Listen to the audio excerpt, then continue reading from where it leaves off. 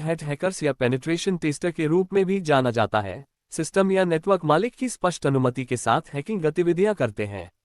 वे अपनी सुरक्षा में सुधार करने में मदद करने के लिए कंप्यूटर सिस्टम, नेटवर्क या एप्लीकेशन में कमजोरियों और कमजोरियों की पहचान करने के लिए जिम्मेदार हैं।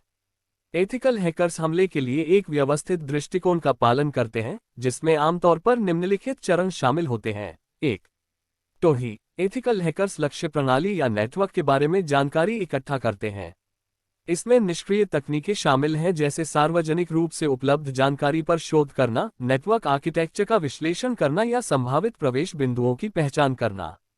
2. स्कैनिंग इस चरण में हैकर सक्रिय सिस्टम, खुले पोर्ट, उन पोर्ट पर चलने वाली सेवाओं और उनसे जुड़ी कमजोरियों की खोज के लिए विभिन्न स्कैनिंग टूल और तकनीकों का उपयोग करता है। इससे संभावित आक्रमण वाहकों की पहचान करने में मदद मिलती है।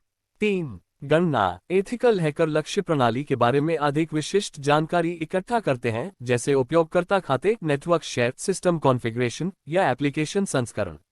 ये जानकारी संभावित कमजोरियों की पहचान करने में सहायता करती है।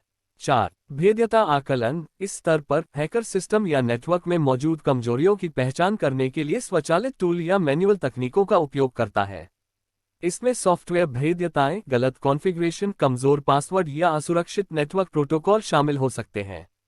5. शोषण एक बार कमजोरियों की पहचान हो जाने के बाद एथिकल हैकर लक्ष्य प्रणाली या नेटवर्क तक अनधिकृत पहुंच हासिल करने के लिए उनका फायदा उठाने का प्रयास करते हैं। वे पहचानी गई कमजोरियों का फायदा उठाने के लिए शोषण ढांचे, कस्टम स्क्रिप्ट या अन्य टूल का उपयोग कर सकते हैं।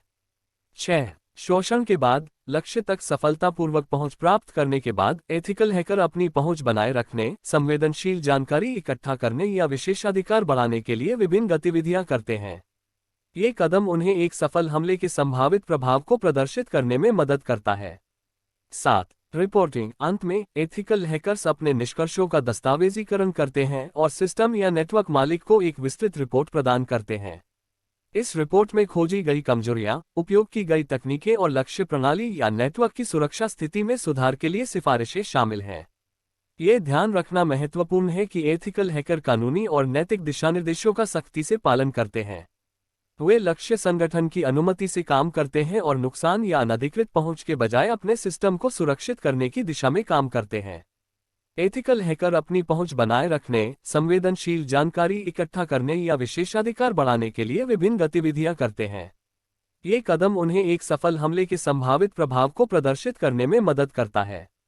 7. रिपोर्टिंग अंत में एथिकल हैकर्स अपने निष्कर्षों का दस्तावेजीकरण करते हैं और सिस्टम या नेटवर्क मालिक को एक विस्तृत रिपोर्ट प्रदान करते हैं। इस रिपोर्ट में खोजी गई कमजोरियां, उपयोग की गई तकनीकें और लक्ष्य प्रणाली या नेटवर्क की सुरक्षा स्थिति में सुधार के लिए सिफारिशें शामिल हैं। ये ध्यान रखना महत्वपूर्ण है कि एथिकल हैकर कानूनी और नैतिक दिशानिर्देशों का सख्ती से पालन करते हैं।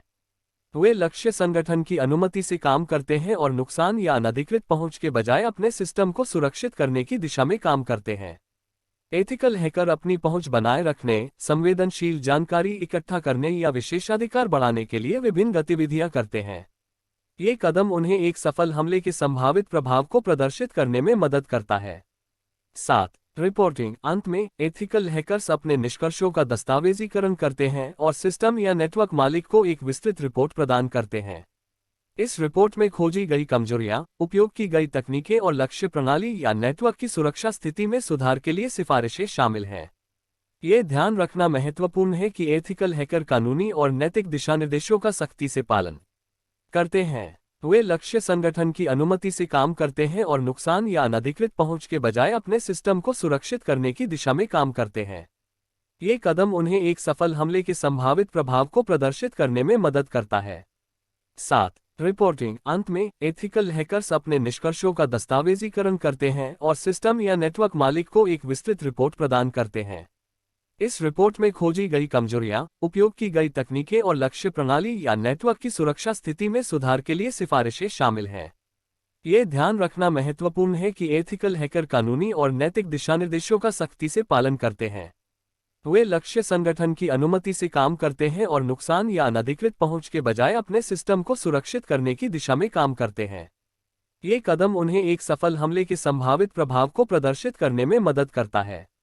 7. रिपोर्टिंग अंत में एथिकल हैकर्स अपने निष्कर्षों का दस्तावेजीकरण करते हैं और सिस्टम या नेटवर्क मालिक को एक विस्तृत रिपोर्ट प्रदान करते हैं। इस रिपोर्ट में खोजी गई कमजोरियां, उपयोग की गई तकनीकें और लक्ष्य प्रणाली या नेटवर्क की सुरक्षा स्थिति में सुधार के लिए सिफारिशें शामिल हैं। ये ध्यान रखना महत्वपूर्ण है कि एथिकल हैकर कानूनी और नैतिक दिशानिर्देशों का सख्ती से पालन करते हैं।